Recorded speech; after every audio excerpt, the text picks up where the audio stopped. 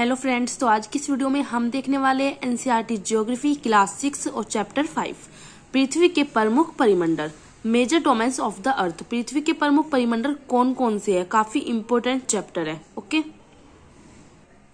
तो इस चैप्टर में हम देखेंगे जो पृथ्वी के प्रमुख परिमंडल कौन से है वो लिथोस्फीयर है, हाइड्रोस्फीयर है, एटमॉस्फेयर और बायोस्फीयर है। लिथोस्फीयर मतलब भूमंडल जो पृथ्वी का ठोस भाग होता है, ठीक है, जैसे महाद्वीप वगैरह। पृथ्वी की सतह को दो भागों में बांटा गया है, जैसे बड़े स्तरीय भूभाग होते हैं जिनको हम महाद्वीप कहते हैं और बड़े जलाशय जिनको हम महासागरीय बेसिन कहते हैं। फिर आ जाता है आपका हाइड्रोस्फीयर मतलब जलमंडल। जल की बात हो रही है तो जल से ढका हुआ मतलब महासागर हम इसमें पढ़ेंगे। वायुमंडल आवरण जो पृथ्वी को चारों ओर से घेरा रखता है उसको हम क्या कहते हैं, वायुमंडल कहते हैं। महासागर मतलब दुनिया के सभी महासागर एक दूसरे से आपस में जुड़े हुए हैं, ठीक है। समुद्र जल का स्तर क्या होता है, हर जगह समान होता है। ये आपको यहाँ से याद रखना है कि भूमि की जो ऊंचाई है वो समुद्र के स्तर से मापी जाती है, समुद्र के स्तर से, और जिसे शून्य के रूप में लिया जाता है जब मेजरमेंट करते हैं। बायोस्फीयर जैव मंडल क्या होता है। अब भूमंडल देख लिया, जलमंडल देख लिया, वायुमंडल देख लिया, तो इन तीनों के बीच का जो भाग है, इन तीनों को जो मिलाता है वो होता है बायोस्फीयर। जैसे यहाँ पे देख सकते हो, ये आपका स्थल मंडल हो गया जिसको भूमंडल कहते हैं, ये आपका जलमंडल है और आपका ये वायुमंडल है। इन तीनों को जो मिलाता है वो बीच का भाग जहाँ जीवन संभव होता है उसको कहते हैं बायोस्फीयर जैव मंडल, मतलब जहाँ जीवन पाया जाता है। और जीवन वायुमंडल, जलमंडल, भूमंडल इन तीनों के बिना इम्पॉसिबल है, ठीक है। तो वह स्थान जहाँ जीवन पाने की संभावना होती है, जीवन पाया जाता है, उसको हम कहते हैं बायोस्फीयर। चलिए अब आगे आ जाते हैं हम। सबसे ऊंची पर्वत चोटी किसकी है, माउंट एवरेस्ट है। आपको पता है वो समुद्र तल से मापते हैं, जैसे मैंने बताया समुद्र के स्तर से नापते हैं। उसकी ऊंचाई कितनी है, लंबाई कितनी है, 8,848 मीटर ऊपर है वो, ठीक है। अब हम बात करते हैं इस चैप्टर में महाद्वीप और महासागर आपको बताई गई है जो काफी ज्यादा इंपॉर्टेंट है। महाद्वीप कितने हैं, 7 महाद्वीप है। कौन से है, एशिया, यूरोप, अफ्रीका, उत्तरी और अमेरिका, दक्षिण अमेरिका, ऑस्ट्रेलिया और अंटार्कटिका, ठीक है। इसको देखने से पहले आप जब एनसीईआरटी की बुक पढ़ोगे आपको एक मैप देखना है, मैं आपको दिखाती हूँ। ये है वो, देखिए इससे आपको समझ आ जाएगा कौन कौन से आपके क्या है महाद्वीप है। ये देखिए फर्स्ट आपको ये वाई देखिए, ये जो रेखा है वो कौन सी है, विषुवत रेखा मतलब इक्वेटर लाइन। विषुवत रेखा के ऊपर क्या है, कर्क रेखा, और विषुवत रेखा के नीचे होती है मकर रेखा। मैंने कहा आपको महाद्वीप कौन से है, 7 है। ये आपका एशिया जो सबसे बड़ा, देखिए आपको येलो कलर में सबसे बड़ा दिख रहा है। उसके बराबर में क्या है, यूरोप है। यूरोप थोड़ा छोटा है। इन दोनों को जो मिला रहा है, अलग कर रहा है, सॉरी जो अलग कर रहा है वो कौन सा, यूराल पर्वत है, बीच में आप देख सकते हो, ठीक है। इन दोनों को जो अलग कर रहा है वो यूराल पर्वत है। और आपको इसमें क्या दिख रहा है, और इन दोनों के संयुक्त भाग को क्या कहते हैं, यूरेशिया, मतलब यूरोप और एशिया दोनों साथ में मिले हुए हैं और यूराल पर्वत इसको अलग कर रहा है। और बता दें कि अफ्रीका, एक अफ्रीका है। अफ्रीका के बीच में से आपकी विषुवत रेखा जा रही है, इससे क्वेश्चन बनता है, वो मैं आपको बाद में बताऊंगी। तो विषुवत रेखा का भाग किस में से होकर जा रहा है, अफ्रीका में से होकर जा रहा है, ठीक है। उत्तर अमेरिका ये रहा, और यहाँ पे आप देख सकते हो पर्वत भी कौन सा, रॉकी पर्वत है जैसे, ठीक है। और यहाँ पे आपका क्या है, दक्षिण अमेरिका। दक्षिण अमेरिका की जो लाइन है आप देख सकते हो ये मकर रेखा से भी होकर जा रही है और विषुवत रेखा से भी होकर जा रही है, ठीक है। यहाँ पे आपका आ जाता है ऑस्ट्रेलिया। ऑस्ट्रेलिया भी बहुत छोटा सा है, सबसे छोटा क्या है, ऑस्ट्रेलिया है। आपको याद रखना है, आपको मैप अच्छी तरह ये देखना है और माइंड में बैठा लेना है ये पूरा डायग्राम। महासागर दिए है, जैसे हिंद महासागर हो गया, यहाँ पे प्रशांत महासागर हो जाता है, ठीक है। और यहाँ पे दक्षिणी महासागर है, अंटार्कटिका, और ऊपर आर्कटिक, और बीच में अटलांटिक महासागर। यहाँ पे आपका सारा मरुस्थल है। ये सब आप पढ़ोगे और नोट्स में, लेकिन आपको अच्छी तरह से देखकर माइंड में फिट कर लेना है। इससे आपको जब आप मतलब आपको एशिया के बारे में पूछा जाएगा, जैसे यहाँ पे तिब्बत का पठार भी है, ठीक है, तो आपके मतलब एक मतलब माइंड में आ जाएगा कि कहाँ पे क्या चीज थी, ठीक है। जैसे अफ्रीका में देखिए नील नदी है। अफ्रीका में जो है सबसे बड़ी हमारी कौन सी नील नदी है, वो अफ्रीका में है, अफ्रीका से होकर गुजरती है। सारा मरुस्थल जो सबसे बड़ा मरुस्थल है वो भी कहाँ है, अफ्रीका में आ रहा है, ठीक है। चलिए अब हम नोट्स देखते हैं। तो सबसे पहले हम बात करते हैं एशिया की। एशिया क्या है, सबसे बड़ा महाद्वीप। सबसे बड़ा महाद्वीप कौन सा है, एशिया। पूर्वी गोलार्ध में है, पूर्वी गोलार्ध की इस साइड था, ठीक है। पृथ्वी के कुल क्षेत्र का 1/3 भाग पर है, कर्क रेखा होकर गुजरती है एशिया में। आप देखोगे इस डायग्राम में जो मैप है पूरा, ठीक है। एशिया के पश्चिम में क्या है, यूराल पर्वत, मैंने बताया था, जो यूरोप से इसको अलग करता है। इसके संयुक्त भाग को क्या कहते हैं, यूरेशिया। अब बात करते हैं हम एशिया के बराबर में क्या है, एशिया के बराबर में आपका यूरोप। तो एशिया के पश्चिम में है, इधर पूर्वी में था आपका क्या कहते हैं, एशिया पूर्वी गोलार्ध में, और इधर पश्चिम में हो गया आपका यूरोप। तो एशिया के पश्चिम में आर्कटिक व्रत इससे होकर गुजरता है और 3 तरफ से जल से घिरा हुआ है। अब बात करते हैं अफ्रीका। ये क्या है? दूसरा बड़ा महाद्वीप। भूमध्य रेखा, भूमध्य रेखा जो आपकी विषुवत रेखा है 0 डिग्री अक्षांश, इस महाद्वीप के मध्य से होकर गुजरती है। मैंने आपको बताया था, आपको देखना है डायग्राम में जो मैप है। इसका बड़ा हिस्सा उत्तरी गोलार्ध में है। एकमात्र ऐसा महाद्वीप है अफ्रीका जिससे कर्क, विषुवत और मकर तीनों रेखा जाती है।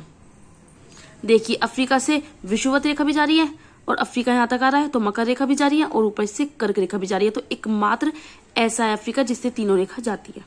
एग्जाम में ऐसे ही क्वेश्चन बनते हैं। अफ्रीका में क्या है? सहारा रेगिस्तान है। विश्व का सबसे गर्म रेगिस्तान जो है सहारा रेगिस्तान है, वो कहाँ है? अफ्रीका में है। ठीक है, चारों ओर से समुद्र और महासागर से घिरा हुआ है। और अफ्रीका में क्या है? विश्व की सबसे लंबी नील नदी अफ्रीका से होकर जाती है। अफ्रीका इंपोर्टेंट बन जाता है तो यहाँ पर। अब आ जाता है उत्तर अमेरिका। विश्व का तीसरा बड़ा महाद्वीप है। दक्षिण अमेरिका के संकरे स्तर से जुड़ा है और उसको कहते हैं पनामा स्तर संधि। उत्तरी और पश्चिमी गोलार्ध में स्थित है। यह महाद्वीप 3 महासागरों से घिरा है। अब देखते हैं हम दक्षिण अमेरिका। दक्षिण गोलार्ध में स्थित है। दक्षिण की बात हो रही है तो विश्व की सबसे लंबी पर्वत श्रृंखला, विश्व का सबसे लंबा पर्वत कौन सा है? एडिज। ठीक है, एडिज जो है उत्तर से दक्षिण की तरफ कहाँ पे है? दक्षिण अमेरिका की तरफ ही। विश्व की सबसे बड़ी नदी अमेजन, मैंने वो कही थी नील नदी तो है सबसे बड़ी, लेकिन वो कहाँ की है? वो कही थी मैंने विश्व की सबसे, वो थी लंबी, सबसे लंबी नदी नील नदी, और ये है विश्व की सबसे बड़ी अमेजन। अमेजन नदी दक्षिण अमेरिका में बहती है। तो याद रखना है, अगर विश्व की सबसे लंबी आती है तो नील नदी, बड़ी आती है तो अमेजन नदी। ठीक है, अब आ जाते हैं ऑस्ट्रेलिया। ये द्वीपीय महाद्वीप कहा जाता है इसको। विश्व का सबसे छोटा महाद्वीप। ठीक है, सबसे छोटा है ये। दक्षिणी गोलार्ध में स्थित है। चारों तरफ से महासागर और समुद्र से घिरा हुआ है। अंटार्कटिका महाद्वीप पे आ जाते हैं, बड़ा महाद्वीप है। दक्षिणी गोलार्ध में स्थित है। दक्षिणी ध्रुव महाद्वीप के केंद्र में स्थित है। मोटी बर्फ की चादरों से ढका रहता है। जब ज्यादा सर्दी है वहां पे बर्फ से ढकी रहती है तो वहां पे मानव निवास नहीं करते हैं। भारत के शोध संस्थान मतलब रिसर्च सेंटर वहां पर है। कौन कौन से? एक तो मैत्री और दक्षिण गंगोत्री। ठीक है, अब हम आ जाते हैं जल मंडल पर। हमने भूमंडल पढ़ लिया। ठीक है, अब हम आ जाते हैं जल मंडल पर, हाइड्रोस्फीयर पर। लिथोस्फीयर हमने पढ़ लिया है। अब पृथ्वी को नीला ग्रह कहते हैं, क्योंकि क्यों कहते हैं? क्योंकि यहाँ पे 71% पानी है और 29% स्थिर है। ज्यादा पानी है इसलिए नीला ग्रह कहते हैं। पृथ्वी का 97% से अधिक पानी महासागर में पाया जाता है, लेकिन महासागरों में क्या है? खारा पानी है जो मानव के उपयोग के लिए नहीं आता। बाकी जल बर्फ की चादर के रूप में, ग्लेशियर के रूप में जमीन के नीचे आता है। तो जल का बहुत ही कम भाग मनुष्य के लिए इस्तेमाल में आता है। अलवण जल, लवणीय जल होता है जो 2.5%। ठीक है, क्योंकि बताया कि ज्यादातर जो पानी है 97% वो महासागर में पाया जाता है और वहां का पानी क्या है? खारा। अब हम बात करते हैं महासागरों की। महासागर की बात करें, समुद्र का पानी हमेशा गति में रहता है। समुद्र जल की 3 प्रमुख गतिविधियां होती है जिन्हें हम कहते हैं, एक तो तरंगे जब उठते हैं, ज्वार भाटा कहते हैं जिसको समुद्र की धाराएं। महासागर कितने हैं? तो महासागर है लेकिन 4 प्रमुख महासागर है। कौन कौन से? प्रशांत महासागर, हिंद महासागर, अटलांटिक महासागर और आर्कटिक महासागर। ठीक है, सबसे पहले हम देखते हैं प्रशांत महासागर। सबसे बड़ा महासागर है प्रशांत महासागर में मरियाना ग्रत पर क्या है? 11,022 मीटर की सबसे बड़ी गहराई है। सबसे जो गहरा भाग है वो मरियाना ग्रत है और प्रशांत महासागर में पाया जाता है। ये पृथ्वी के 1/3 क्षेत्र में फैला है। गोलाकार है। एशिया, ऑस्ट्रेलिया, उत्तर अमेरिका, दक्षिण अमेरिका इसको घेरते हैं प्रशांत महासागर को। अटलांटिक महासागर क्या है? दूसरा बड़ा महासागर है। एस आकृति का है। यह पश्चिम तरफ उत्तर दक्षिण अमेरिका से घिरा हुआ है और पूर्वी तरफ यूरोप, अमेरिका, अफ्रीका से घिरा हुआ है। तटरेखा कैसी है? दंतुरित है, मतलब थोड़ी इस तरह से जिग जैग सी। ठीक है, जो प्राकृतिक बंदरगाह के लिए आदर्श स्थान प्रदान करती है। हिंद महासागर त्रिभुजाकार है। उत्तर में एशिया से और पश्चिम में अफ्रीका से घिरा हुआ है और ऑस्ट्रेलिया में पूर्व से घिरा हुआ है। पूर्व में ऑस्ट्रेलिया से घिरा हुआ है। ठीक है, आर्कटिक महासागर की बात करें तो उत्तर ध्रुववर्त में स्थित है। प्रशांत महासागर से जुड़ा है। बेरिंग जल संधि के नाम से भी जाना जाता है। आपको याद रखना है, जल डमरू मध्य भी कहते हैं जिसको, बेरिंग जल संधि के नाम से जाना जाता है। वायुमंडल पे आ जाते हैं अब हम। एटमॉस्फेयर 1600 किलोमीटर की ऊंचाई तक फैला है। पृथ्वी के चारों ओर गैस की परत है। हवा प्रदान करता है सांस लेने के लिए वायुमंडल, क्योंकि यहाँ पे ऑक्सीजन है। सूर्य की हानिकारक किरणों से बचाता है। 5 परतों में बांटा गया है वायुमंडल। कौन कौन सी है ये? नीचे से स्टार्ट करते हैं। पृथ्वी के सबसे नीचे कौन सी परत है? क्षोभ मंडल है। ट्रोपोस्फियर, इंग्लिश में भी आपको नाम याद रखने हैं। फिर उसके ऊपर आता है समताप मंडल, स्ट्रेटोस्फियर। फिर आता है मध्य मंडल, मीजोस्फियर।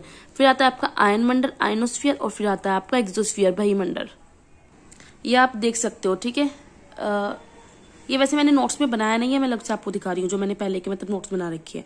ये आपकी इक्वेटर रेखा है, सबसे पहले ट्रोपोस्फियर होती है, फिर आपकी होती है ये 50 किलोमीटर पे स्ट्रेटोस्फियर समतापमंडल, फिर मीजोस्फियर आ जाता है, फिर आपका आइनोस्फियर आ जाता है, एंड बाहर का सबसे बाहर का क्षेत्र एक्सोस्फियर आ जाता है। ठीक है, अगर आप कहेंगे तो मैं एक वीडियो इस पर भी बना दूंगी कि ट्रोपोस्फियर पे लिखा है सबसे निचली परत होती है जैसे, ठीक है।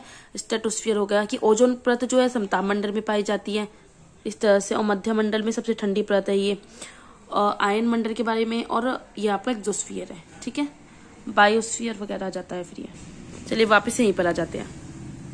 वायुमंडल का घनत्व क्या होता है पहले यहाँ पे देख लेते हैं। ठीक है, वायुमंडल में नाइट्रोजन आपको पता है सबसे ज्यादा पाए जाते हैं 78%, जो प्राणियों की वृद्धि में भी आवश्यक होती है। ऑक्सीजन 21% है। अदर गैसेज जैसे कार्बन डाइऑक्साइड, आर्गन, ये 1% के आसपास पाई जाती है। पृथ्वी द्वारा छोड़ी गई गर्मी को अवशोषित करती है। कार्बन डाइऑक्साइड पौधों की वृद्धि के लिए आवश्यक है, और कार्बन डाइऑक्साइड की वृद्धि से वैश्विक तापमान में वृद्धि होती है, इसी को हम कहते हैं ग्लोबल वार्मिंग। ठीक है, वायुमंडल का घनत्व क्या होता है? वायुमंडल का घनत्व जो है ऊंचाई पे जैसे जैसे जाते हैं तो चेंज होता रहता है। और समुद्र के स्तर पर सबसे अधिक होता है, लेकिन जैसे जैसे ऊपर जाएंगे तो क्या होगा, वायु का घनत्व डिक्रीज होता जाएगा, मतलब कम होता जाएगा। इसलिए हवा के घनत्व में कमी आती है, और उसके कारण जो पर्वतरोही होते हैं, जो पर्वत पे रहते हैं, उनको सांस लेने में क्या होती है, तकलीफ होती है। इसलिए वे ऑक्सीजन का सिलेंडर उनको अपने साथ ले जाना पड़ता है। तो आपको ये याद रखना है टॉपिक। ठीक है, ये वायुमंडल का घनत्व ऊंचाई पे जाने पर बदलता है, कम होता जाता है। पर्वतरोही को सांस लेने में तकलीफ होती है, इसलिए ऑक्सीजन का सिलेंडर ले जाना पड़ता है।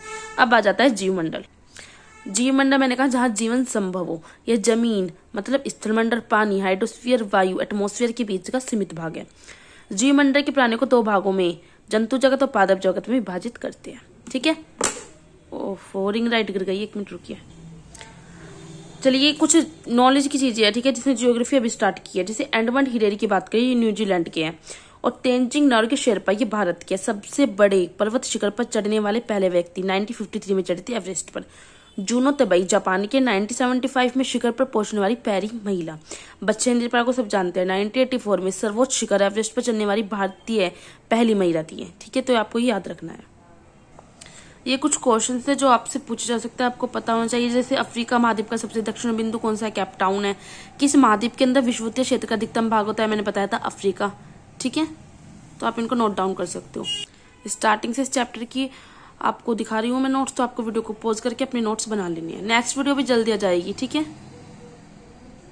थोड़ा मोबाइल का कैमरा ऐसे ही है तो आप थोड़ा एडजस्ट कर लेना। वीडियो अच्छी लगे तो लाइक करनी है, शेयर करना और कमेंट्स करके मुझे बताना है।